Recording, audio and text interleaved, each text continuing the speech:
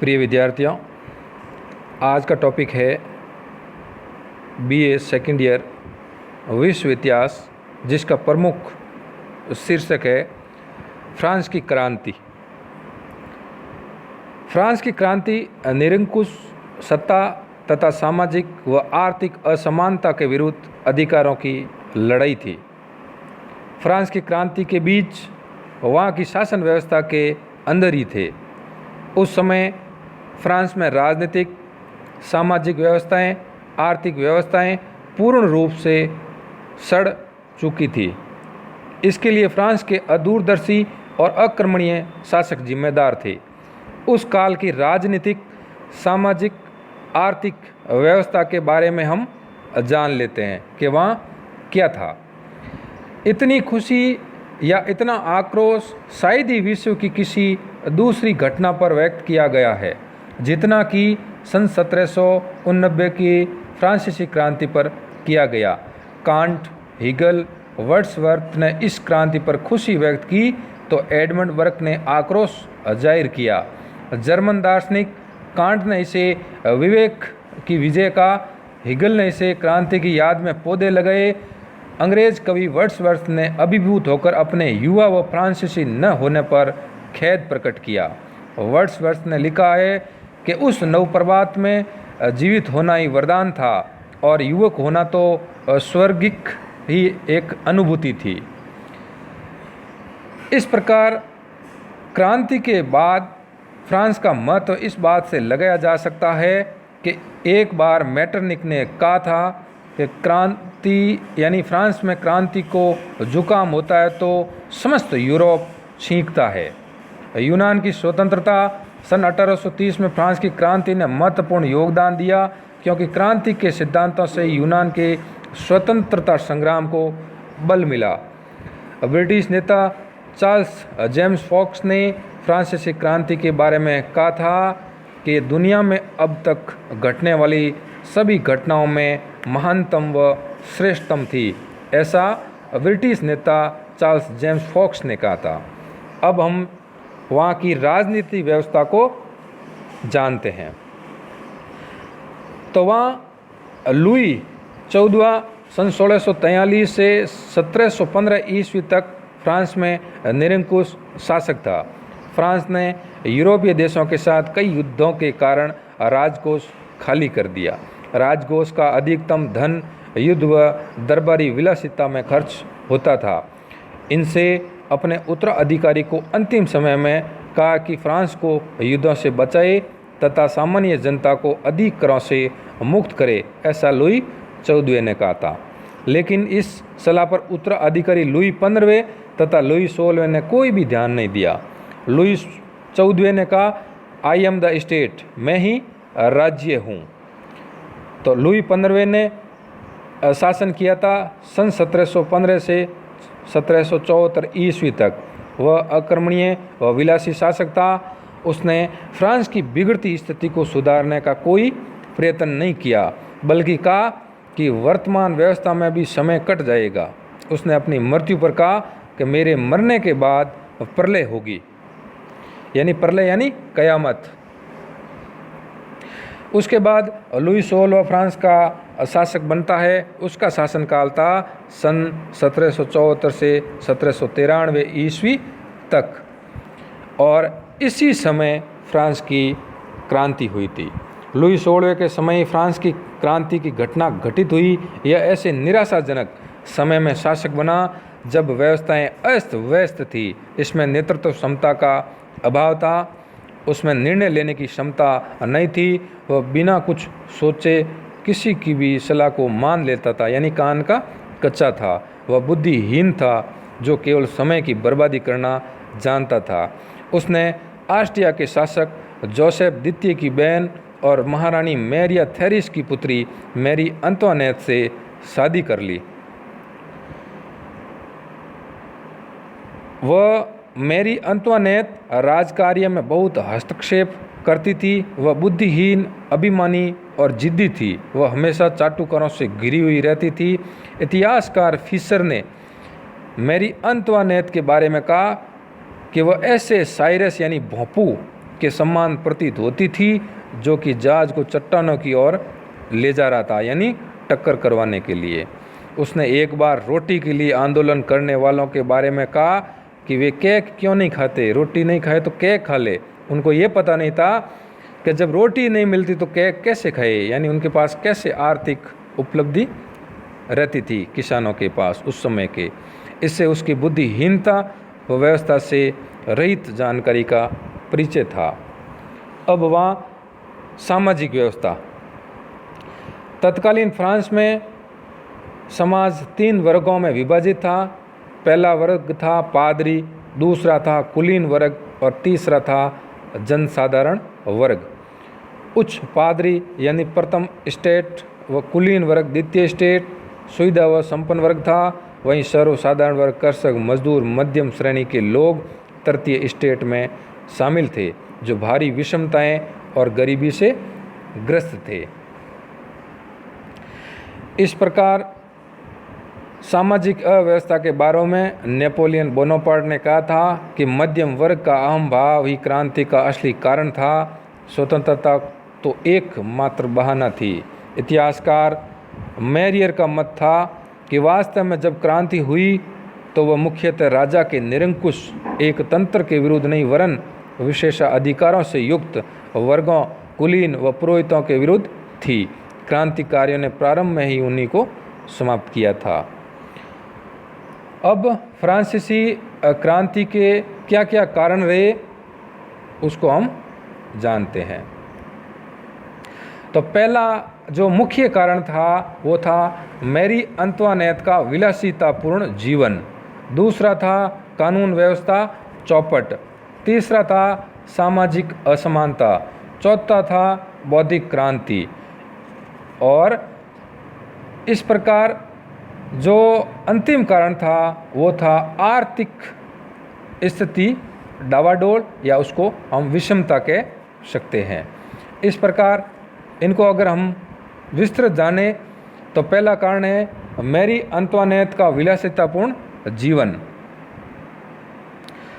France की क्रांति के समय वहाँ का शासक लुई 16वां था। ये कई बार प्रतियोगिता परीक्षाओं में भी क्वेश्चंस आ चुके हैं कि फ्रांस की क्रांति किस राजा के समय हुई, तो उस समय लुई 16वां था, जिसका शासनकाल था सन 1774 से 1793 तक। इस प्रकार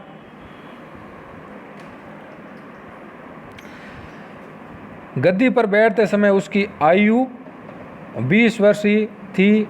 उसमें उतनी योग्यता नहीं थी कि वह ऐसी संकटमय स्थिति में फ्रांस को संभाल लेता। उसकी प्रारंभिक शिक्षा एक भावी सम्राट की भांति नहीं, बल्कि एक सन्यासी की भांति हुई। उसे राजनीतिक, प्रशासन, इतिहास व विज्ञान की शिक्षा प्रदान नहीं की गई थी। विवेकहीन धार्मिक शिक्षा के कारण वह सांसारिकता से इतना विरक्त हो गया कि विवाह उपरांत वर्षों तक अपनी युवा व आकर्षक पत्नी मैरी अंतवानेत के साथ अनौपचारिक संबंध नहीं बना पाया। मैरी अंतवानेत ऑस्ट्रिया के हैब्सबर्ग वंश की प्रसिद्ध साम्राज्ञी मारिया थेरेसा व सम्राट फ्रांसिस की 8वीं पुत्री थी। ऑस्ट्रियन होने के कारण मैरी अंतवानेत को फ्रांस में वास्तविक सम्मान नहीं मिला। उसे द ऑस्ट्रियन यानी ऑस्ट्रियन स्त्री व मैडम डेफिसिट नामों से पुकारा जाता था। इसके पीछे ये अफवाहें थी कि लुई 16वें के नपुंसक होने और रानी के अनेक पुरुषों के साथ विवाहेतर संबंध होने के बारे में समय समय पर खबरें उड़ती रहती थी। मैरी अंतवानेत की बुद्धि का पता इसी बात से लगाया जा सकता है कि क्रांति के दौरान जब लोगों ने राजा से शिकायत की कि हमारे पास खाने के लिए रोटी नहीं है, तो रानी का प्रत्युत्तर था, रोटी नहीं मिलती है तो तुम केक क्यों नहीं खा लेते। रानी के साथ उसके संबंधी व कृपा पात्र फ्रांस की राजधानी पेरिस से 12 मील दूर वर्साए के विशाल शीश महल में ऐश्वर्यपूर्ण जीवन व्यतीत करते थे। यहाँ 18,000 व्यक्ति निवास करते थे, जिनमें से 16,000 तो केवल नौकर चाकरी थे। शेष 2,000 में दरबारी व राज परिवार के कृपा पात्र अतिथि शामिल थे। एक अनुमान के मुताबिक क्रांति से पूर्व यहाँ का खर्चा $100 लाख प्रतिवर्ष था। धन के अत्यधिक अपव्यय के कारण फ्रांस का राज दरबार राष्ट्र की कब्र यानी समाधि कहा जाने लगा। फ्रांस के शासक लुई 16वें में भी इच्छा शक्ति का अभाव था। उसने ताज ग्रहण करते समय कहा था, यह मुकुट मुझे चुभता है। वास्तव में मुकुट उसे जीवन भर चुभता ही रहा। अब दूसरा कारण हम जाने, यह था कानून की जो वहाँ व्यवस्था थी वो अव्यवस्था के रूप में सामने आई। देश में कानूनों की कोई एक प्रमाणिक संहिता नहीं थी। अदालतों की भाषा लैटिन थी, जिसे फ्रांसीसी भाषा जानने वाले आम जनता समझ नहीं पाती थी। पूरे देश में लगभग 385 प्रकार के कानून प्रचलित थे। एक कस्बे में तो बात कानूनी थी, तो वही बात उस स्थान से 5 मील की दूरी पर स्थित दूसरे कस्बे में गैर कानूनी समझी जाती थी। वाल्तेयर ने इसके बारे में एक प्रसिद्ध कथन कहा है, किसी व्यक्ति को फ्रांस में यात्रा करते समय सरकारी कानून उसी प्रकार बदलते हुए मिलते हैं जिस प्रकार उसकी गाड़ी के घोड़े बदलते हैं। लेत्र द कासे, फ्रांस के राजा की ओर से किसी भी व्यक्ति को गिरफ्तार करने और दंड देने के लिए जारी किए जाने वाले ये पत्र थे, जिसमें गिरफ्तार किए जाने वाले व्यक्ति का नाम स्थान खाली रहता था। राजा की कृपा पात्रों द्वारा ऐसे मुद्रा युक्त पत्र प्राप्त कर किसी भी व्यक्ति को बिना अभियोग के जेल में डाल दिया जाता था। केवल उस लेत्र द कासे पर नाम भरना होता था खाली जगह में। दिद्रो और वाल्तेर जैसे विचारकों को बास्तिल के दुर्ग में इन्हीं पत्रों यानी लेत्र द कासे के कारण कैद की सज़ा भुगतनी पड़ी थी। बास्तिल का एक दुर्ग था जो किला था, उसमें अनेक फ्रांसीसी क्रांतिकारियों को बंद कर दिया जाता था। अब तीसरा जो क्रांति का मुख्य कारण था वो थी सामाजिक असमानता। फ्रांसीसी समाज 3 वर्गों में विभाजित था, ये पहले भी बताया जा चुका है। तो प्रथम एस्टेट था पादरी, द्वितीय एस्टेट था कुलीन और तृतीय एस्टेट था सर्वसाधारण वर्ग। यद्यपि कार्डिनल रिचलू और बाद में लुई 14वें ने सामंतों की शक्ति का अंत करके उन्हें बहुत से अधिकारों से वंचित कर दिया था, फिर भी इस वर्ग को अभी तक बहुत से अधिकार प्राप्त थे। मध्यम वर्ग के पास धन और योग्यता थी, किंतु उसके अनुरूप समाज में प्रतिष्ठा नहीं थी। उनके विचार में इस विषमता को तभी दूर किया जा सकता था जब सामंती ढांचे को नष्ट कर दिया जाए। किसानों की आमदनी का 80% भाग राज्य, चर्च और जमींदारों को विभिन्न प्रकार के कर चुकाने में चला जाता था। इतना ही नहीं, उन्हें जागीरदार की गेहूँ पीसने की चक्की, शराब की भट्टी, रोटी सेकने के तंदूर और उसके पुल तक का उपयोग करने के लिए एक निश्चित शुल्क बेगार, जिसको हम फ्रांस में कोर भी कहते हैं, रूप में देना पड़ता था। टाइथ या टाई एक धार्मिक कर था जो चर्च द्वारा किसानों से सब प्रकार की उपज के 10वें हिस्से के रूप में वसूल किया जाता था। यह टाइथ कर था। इसे एक विशेष परिस्थिति में सन 1439 में लगाया गया था, किंतु बाद में इसे जारी रखा गया और इसे कभी क्रांति होने तक खत्म नहीं किया गया था। इन करों के अतिरिक्त फ्रांस की जनता को कई अन्य कर भी देने पड़ते थे। जैसे टेले नामक कर था, वो था भूमि कर, जिसका शाब्दिक अर्थ है कटौती। आय कर को कापिस्टियो तथा विंतिग्मे कहा जाता था। लोगों द्वारा दिए जाने वाले करों में सबसे कष्टदायी कर था गेबेल, जो एक नमक कर के रूप में था। नमक के व्यापार का एकाधिकार एक कंपनी के पास था। कानून के अनुसार 7 वर्ष से अधिक आयु के प्रत्येक व्यक्ति को वर्ष में 7 पौंड नमक कंपनी के मनमाने भाव पर अवश्य खरीदना पड़ता था। ऐसा न करने वालों को राज्य दंड देता था। यह फ्रांस का दुर्भाग्य था कि जिन लोगों के पास रोटी के लिए पैसे नहीं थे, उन्हें नमक खरीदना पड़ता था जबरन। उच्च पादरी निम्न पादरियों को एक भद्दी, गंदी तथा अलग जाति से संबंधित समझते थे। इसलिए निम्न पादरियों ने अपने पादरी वर्ग का परित्याग कर क्रांति के समय तृतीय एस्टेट का साथ दिया। नेपोलियन का कथन है कि क्रांति मुख्य रूप से सामाजिक असमानता अहम के कारण उत्पन्न हुई, स्वतंत्रता तो केवल एक बहाना मात्र था। लॉर्ड एक्टन ने भी लिखा है कि क्रांति विशेषाधिकार के विरुद्ध समानता के पक्ष में एक मान विद्रोह था। क्रांति का नारा था ये बहुत ही महत्वपूर्ण प्रश्न है कि क्रांति का नारा था, यानी फ्रांसीसी क्रांति का मुख्य नारा था स्वतंत्रता, समानता और बंधुत्व। अब जो चौथा कारण है बौद्धिक क्रांति, यानी इनमें विद्वानों का योगदान। 18वीं शताब्दी के फ्रांसीसी बुद्धिजीवी तथा तथाकथित दार्शनिक वर्गों को फिलोलाइज कहा जाता था। इन्हें फ्रांसीसी क्रांति की आत्मा कहा गया है। इन दार्शनिकों में मॉन्टेस्क्यू, वॉल्टेयर, रूसो आदि प्रमुख थे। मॉन्टेस्क्यू, जिसका जीवन काल था सन 1689 से 1755 ईस्वी के मध्य, बचपन का नाम चार्ल्स लुई सेकेंडेंट था। वह न्यायिक वर्ग का एक सामंत, उच्च श्रेणी का वकील तथा बोर्दो की संसद का जज था।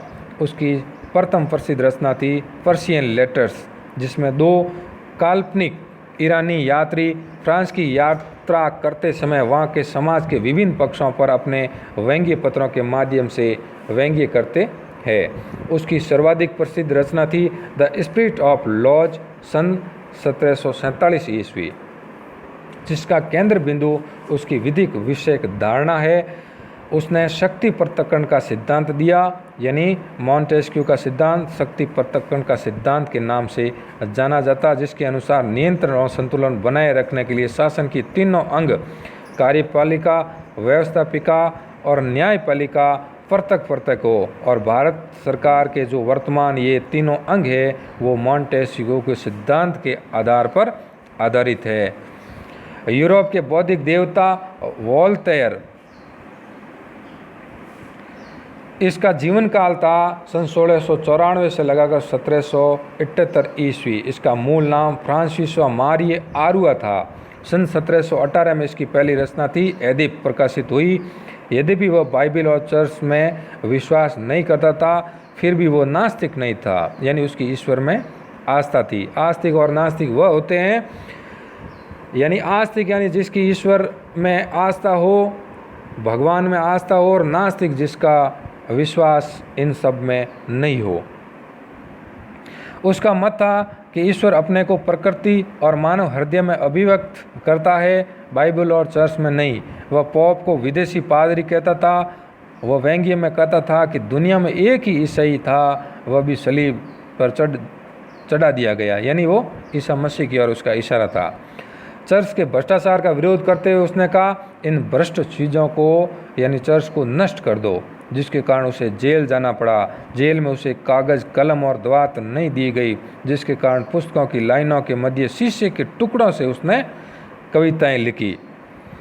फरसा का शासक फ्रेडरिक मान उसका मित्र था, जिसके दरबार में वह 3 वर्षों सन 1750 से 53 ईस्वी तक सम्मानित अतिथि की तरह बर्लिन में रहा था।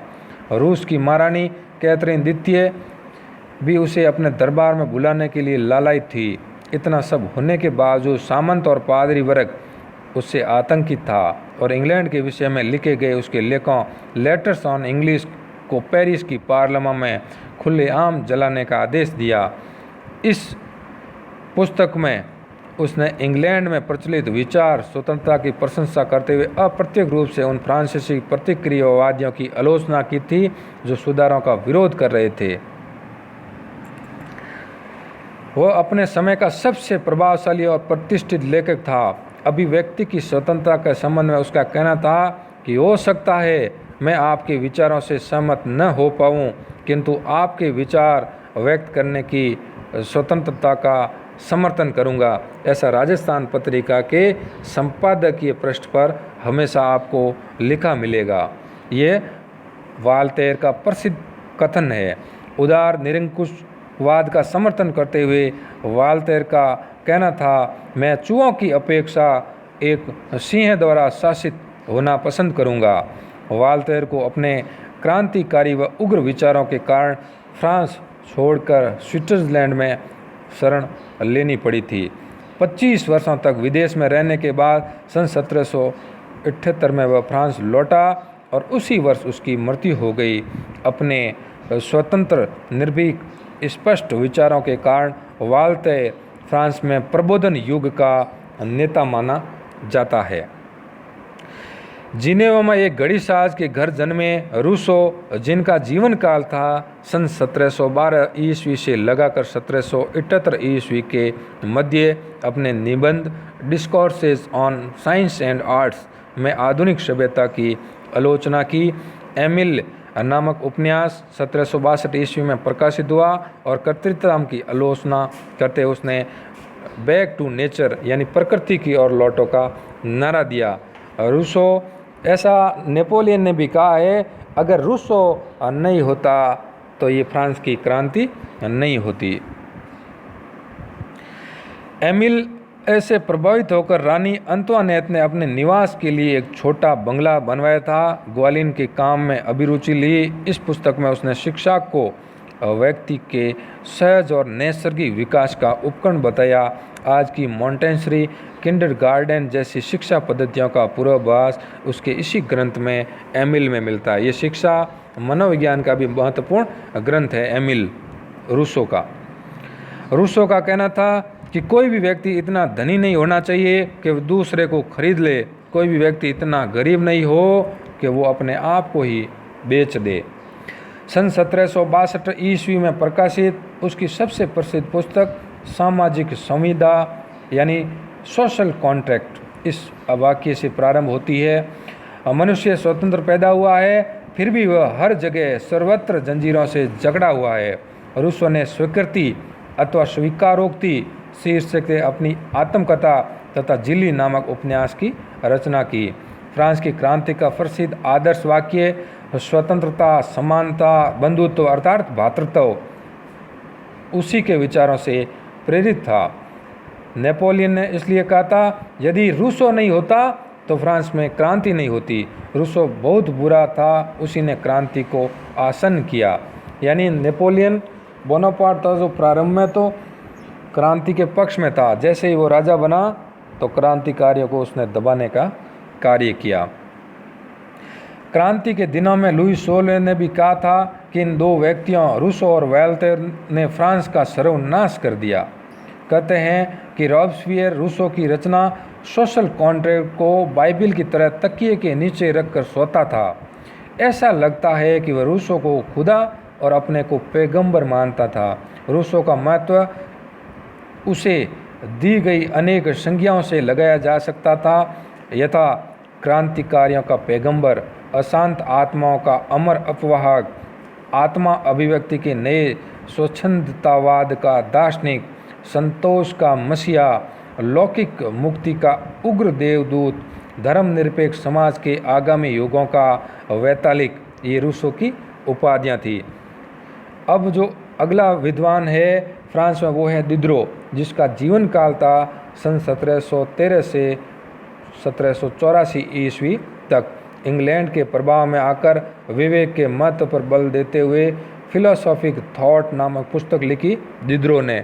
उनका कहना था कि जिस विषय पर कोई प्रश्न नहीं उठता हो उसे कभी भी प्रमाणिक नहीं माना जा सकता, यानी जो शुद्ध सोना होगा उस पर भी अंगुलियां उठेगी।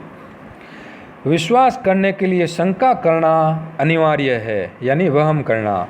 उसने अनेक विद्वानों का सहयोग प्राप्त कर सन 1772 ईस्वी में 17 खंडों वाले एक विशाल विश्वकोश इंसाइक्लोपीडिया का संपादन किया। इस विश्वकोश के संपादन में गणितज्ञ दालेम्बर दी एल्बर्ट के महत्वपूर्ण योगदान दिया।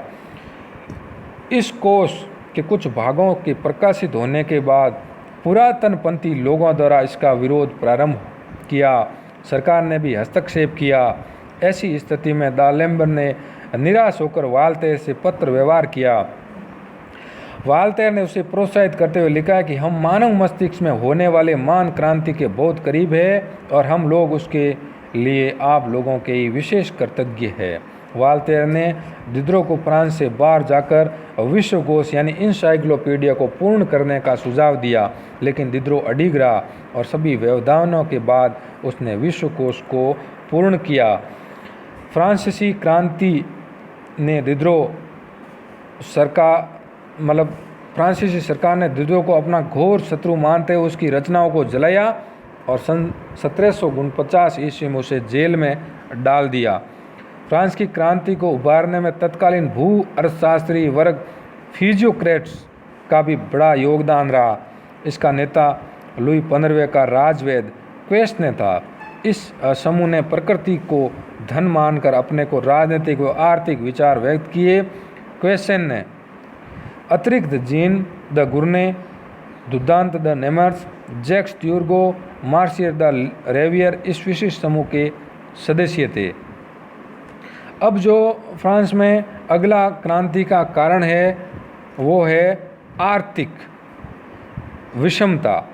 क्रांति से पूर्व फ्रांस को प्रत्येक वर्ष लगभग $2.5 करोड़ का घाटा हो रहा था, जिसकी पूर्ति भारी ब्याज पर ऋण लेकर की जा रही थी। क्रांति से पूर्व कुल राष्ट्रीय आय का आधा भाग केवल ब्याज चुकाने में ही खर्च होने लगा। अंत में स्थिति यह आ गई कि लोग सरकार को ऋण देने में आनाकानी करने लगे। करों की इस व्यवस्था के कारण फ्रांस में एक कहावत प्रचलित हो गई थी, सामंत लड़ता है, पादरी पूजा करता है और जन सामान्य कर देता है। लुई 16वें ने देश की आर्थिक स्थिति को सुधारने के लिए अनेक प्रयास किए, मगर सफलता नहीं मिली क्योंकि वो बुद्धिहीन था। वित्त मंत्री तुर्गो, जो सन 1774 से केवल 74 एक वर्ष तक ही रहा, अपने अल्पकालीन कार्यकाल के दौरान उसने अनेक सुधार कर जनता में लोकप्रियता प्राप्त की। उसका सिद्धांत था कोई दिवालियापन नहीं, कोई कर वर्दी नहीं और कोई अधिक उदार नहीं। ये उसका प्रसिद्ध कथन या नारा कह सकते हैं कि कोई दिवालियापन नहीं, कोई कर नहीं, कोई अधिभार नहीं। उसने दरबार तथा सरकार के प्रत्येक विभाग में खर्च को कम करने की सिफारिश की, किंतु दरबारिया व सम्राज्ञी द्वारा उसका विरोध करने पर राजा द्वारा उसे पदच्युत यानी उसको हटा दिया गया था, बर्खास्त कर दिया गया था। लुई 16वां वाल्टेयर के मित्र तुर्गो की इस चेतावनी को भूल गया कि महाराज यह कभी न भूले कि चार्ल्स प्रथम की दुर्बलता ही थी जिसके कारण उसे अपना शीश कटवाना पड़ा था। तुर्गो के बाद नेकर, जिसका वित्त मंत्री के रूप में कार्यकाल था सन 1776 से 81 ईस्वी तक, उसने 1781 में राज्य के आय व्यय का विवरण प्रकाशित कर जनता में वितरित करा दिया, जिससे जनता को राजमहल की फिजूल खर्ची का पूरा ज्ञान हुआ। पहली बार प्रकाशित ऐसी रिपोर्ट में खास तौर पर यह दिखाया गया कि दरबारियों को पेंशन के रूप में कितना धन मुफ्त दिया जाता है और इसके बदले में राज्य की कोई सेवा नहीं करते। इस कारण सभासद नेकर से काफ़ी क्रुद्ध हुए और उसे पद से हटा दिया। नेकर के बाद उसे वित्त मंत्री के रूप में केलोन ने घाटे के बजट की पूर्ति के लिए समस्त जनता पर सामान्य कर लगाने का सुझाव दिया, परंतु कर मुक्त सुविधा प्राप्त वर्ग ने इस व्यवस्था को सफल नहीं होने दिया। अंत में केलोन को त्यागपत्र देना पड़ा। केलोन के बाद वित्त मंत्री ब्रेन ने भी आर्थिक सुधार की दृष्टि से सभी वर्गों पर एक समान भूमि कर तथा नया स्टाम्प कर लगाने का सुझाव दिया। विशिष्ट व्यक्तियों की सभा द्वारा इसका भी विरोध किया गया। राजा ने इस सभा को भंग कर दिया। ब्रेन के प्रस्तावों को पंजीकरण के लिए पेरिस की पार्लियामेंट के पास भिजवा दिया। पार्लियामेंट ने नए करों को दर्जे देने से इनकार कर दिया। साथ ही घोषणा की कि नवीन करों को लगाने का अधिकार केवल एस्टेट जनरल को है। इसके बाद जनता के भारी दबाव के चलते राजा को विवश होकर एस्टेट जनरल की बैठक बुलानी पड़ी। इसका अधिवेशन 5 मई सन 1789 को वर्साय के आलम्पानंद सभागार यानी साल दे मन्यू प्लेजार्स हॉल ऑफ प्लेसेस में तय हुआ। नेकर को व्यापक अधिकार देकर पुनः वित्त मंत्री बना दिया गया, जिसको लगभग 5 वर्षों का पहले अनुभव था। ऊपर से आर्थिक दिवालियापन और नीचे से असंतोष के दबाव के कारण क्रांति अवश्यंभावी हो गई। जागरूक मध्यम वर्ग, सामंती व्यवस्था का विकृत रूप, सामंतों की राजनीतिक शक्ति प्राप्त करने की लालसा, दार्शनिकों का प्रभाव, योग्य शासक का अभाव, किसानों के मन में सुधारों की इच्छा, पेरिस का महत्व, अमेरिकी स्वतंत्रता संग्राम से संपर्क आदि कारणों ने फ्रांस की क्रांति को अनिवार्य बना दिया। यह मुख्य फ्रांस की क्रांति के कारण थे। और अगले जो टॉपिक में हम पढ़ेंगे क्रांति के विभिन्न चरण और वहाँ की प्रमुख घटनाएं।